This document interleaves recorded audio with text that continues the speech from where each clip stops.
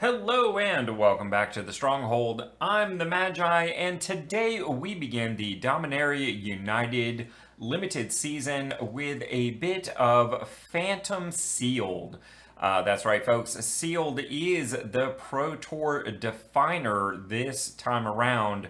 So you're going to be seeing more of this, not only on this channel, but on YouTube as well. Not that I have any aspirations of going back to the Pro Tour, but a lot of people do. So we're going to be talking about the format here, as well as the Dominaria United Limited environment. In particular, we are going to be talking about the limited archetypes that are available and how to best navigate the flood of information around that.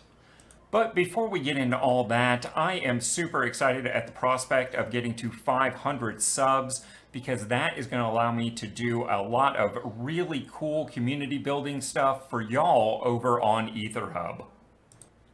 So take just a moment, do all those YouTube things to support the channel, and I won't have to be awkward about it. Now, what were we talking about? Oh yeah, right. Typically with a new set coming out, the 10 draft archetypes, more often than not, are defined around a signpost uncommon featuring the two colors. So you have a total of 10, each of the 10 different two color pairs. This time around they did things a little differently. Instead of a single signpost uncommon that kind of sums it up, you have a pair of legendary creatures for each of the two color combinations. This gives us a total of 20 uncommon legendary creatures, two each in each of the two color pairs. And while these individual legendary creatures often have two sides of the same coin, showing the general concept of what that two color pair is trying to do, they often are going about it very differently. And the fact that they're also legendary can make it a little awkward to try and build around, because multiple copies of the same legendary aren't always useful, even in limited. Then Wizards added in a cycle, well, a somewhat warped cycle of instants and sorceries that have an off-color kicker, most often with one of the enemy pairs as opposed to the allied pairs, but results vary. And then they added in a bunch of similar off-color kicker commons as well. Not to mention rares and mythics. In short, what we've ended up with is signposts everywhere, pointing you in all sorts of different directions, and in particular to newer players or those that aren't familiar with the sealed format, it can be a lot of information to try and navigate. And while this is usually where I'd get up on my soapbox and talk about poor design, Wizards has really done a good job of simplifying all the chaotic noise out there and giving each color a defining aspect, and then those aspects mix and match as you play with color combinations. Those being go wide for white, blue gives us spells matter, black is a little bit muddier, if you'll escape the pun there, where graveyards matter or sacrifice matters. Red, it's just aggressive, and green is really about lands mattering, or as the new keyword would explain, domain. The one exception to this appears to be green-blue, where the spells really only seem to enable the greater green lands matter sub-theme. All in all, I think Wizards is still just really scared of overprinting any sort of Simic cards, particularly at commons and uncommons. But if you look at the, well, let's call them problematic Simic cards, just during the arena reign here over, what, 5 years or so, their apprehension is not entirely unjustified. And thank you for joining me as we play some midweek Magic. This week in the form of some Phantom Dominaria United Sealed. I took the liberty of going ahead and cracking my packs here because, well, I just don't think that makes for compelling content. What we got in the way of our rares, the highlights were a Squee Dubious Monarch as well as Rith Liberated Primeval. We also pulled the booby prize of the set, the Karn Living Legacy. Probably the most disappointing Planeswalker that we've seen in quite some time. What I'm hoping is that there's something in the next couple sets that makes all this Power Stone nonsense worth something. Of course, this is just a Phantom event, and I don't really have the issue of this being in my collection, but boy, I can tell you if this was a live event and I was adding cards to my collection, this would be very, very disappointing. Beyond that, what did we end up with? We ended up with the new Merfolk Lord, which I think is going to be completely awesome and constructed at just about every level. But sadly, when it comes to Dominaria United Sealed, or, well, Limited in general, there's just not a high enough Merfolk density to make this guy worth having. So he has not made the cut. The last rare that I got there was Silver Scrutiny, and this is one that I very strongly considered pulling me in towards a blue-based deck. And in fact, the AI on this really wanted me to go a Demir blue-black. But honestly, there's very little removal in here. I mean, one of my best pieces of removal in the build that they suggested was Meteorite. They also wanted me to run Karn because, you know, obviously an AI is always going to think you should run a Planeswalker because they'd never print a bad one, right? And beyond that, like 2 copies of Negate were starting to look like removal, which counterspells generally aren't. And there was one other card that almost felt like removal, and now I can't even find it. It was a Tribute to Urborg. Target gets -2/-2, and I did get 3 copies of that. And I'm not gonna lie, that's fairly strong there. And I don't know, maybe I'm making a mistake by changing up some things. It's hard to say. But this just did not feel like a strong build that they were suggesting.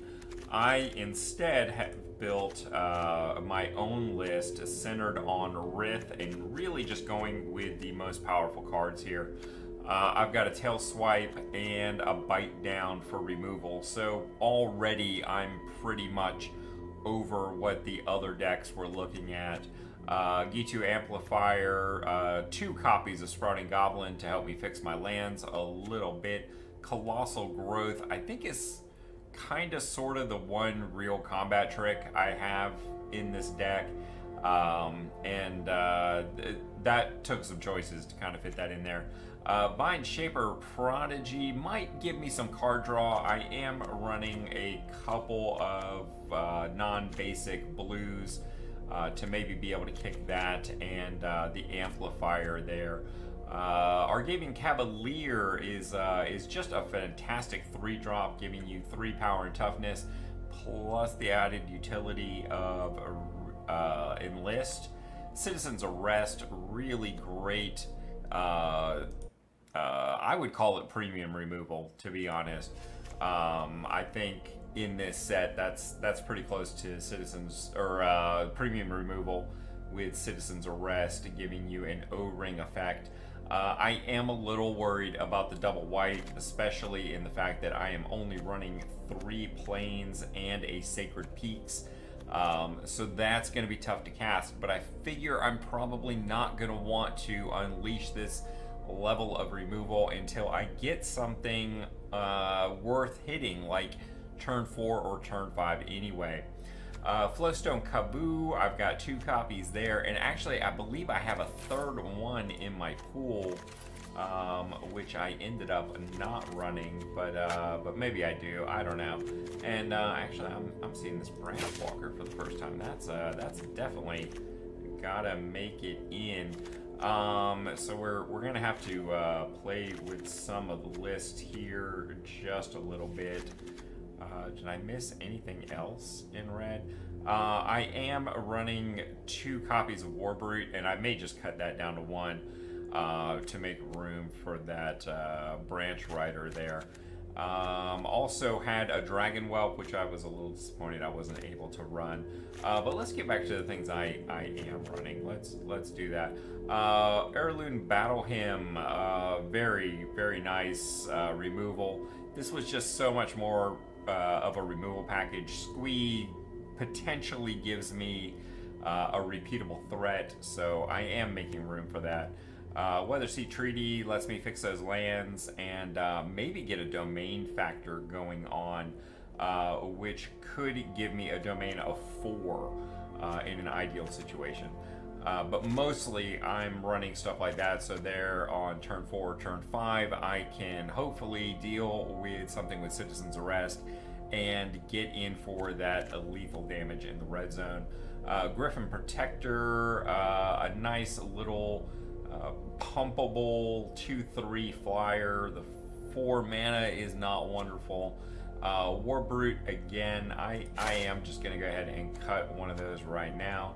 And the Rulik Mons, the War Chief, a 3/3 for 4 mana here is a little expensive, but with the Menace and the option of making some more Goblin tokens, it seemed like the right thing to do. And I should also be running these Heroic Charges. I am very, very silly here for not doing any of that. That definitely makes my go wide a little bit stronger. So to do that, I think I drop the what was it? Colossal Growth. Even though that's a fine spell, I just think the go wide Heroic Charge, especially if I can do things with the kicker, that'll be really quite nice. And I'm going to run the auto check here on land. Yeah, that very much rebalanced me for white, so I'm feeling good about that change right there. Warbrute, of course, a trample within list can really help you get some damage in. Fire NATO, it's not great removal, but it is removal piece number 5, I do believe. And what do I want to cut here for?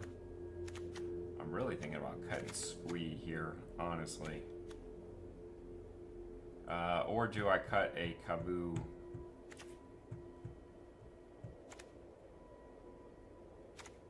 No, I think I cut Squee. No, I don't. What am I thinking? What am I thinking about? Let me cut the Kaboo and let me put Squee back in the team here. That just seems like the correct thing to do. Let's see, we were over here with the Cyclops. 5/4 for 5 is pretty good rate. Sacrifice another creature, like a token that got blocked or something like that. Deals 1 damage to any target, so that is potentially spot removal or some decent finishing options. Elfheim, a Worm, Vigilance, Trample 5/4 seems like an appropriate thing here. Rith is, well, it's a bomb in limited, I do believe, mostly because it's a 5/5 for 5, flying, ward 2, and if a creature or planeswalker an opponent controls was dealt excess damage this turn, like something like a Hurler Cyclops, for instance, create a 4/4 red dragon creature token. So they're going to have to deal with that pretty quickly.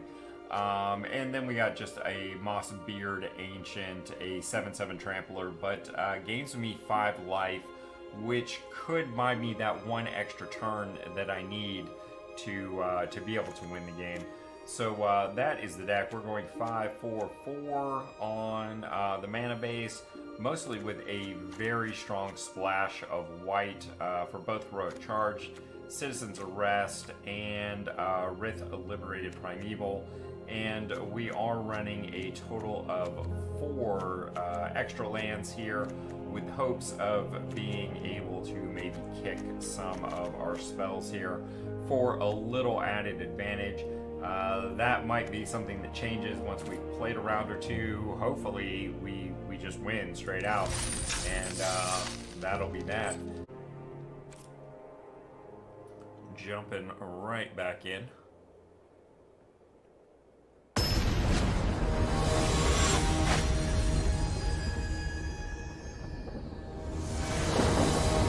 Tiny tricks.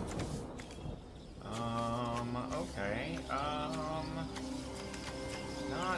Not the worst. I think I'll keep it just on the prospect of maybe having.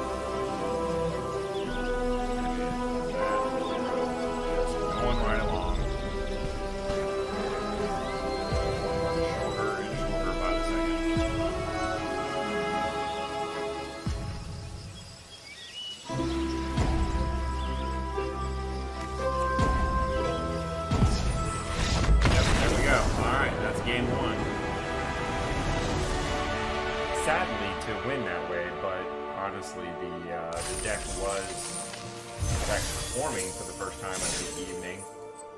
Let's see what we get.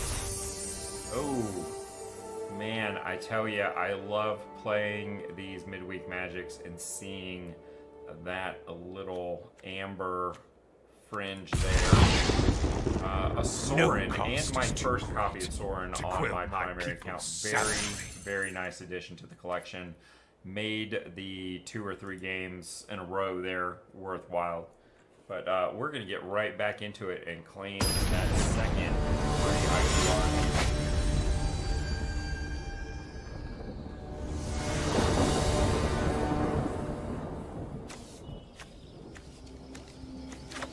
Lots of removal, but not much going on here. I'm gonna mulligan aggressively here and see if we can work some of this here out. We want to play that on 3, so I am. And I think we put back Pioneer. That might have been a mistake.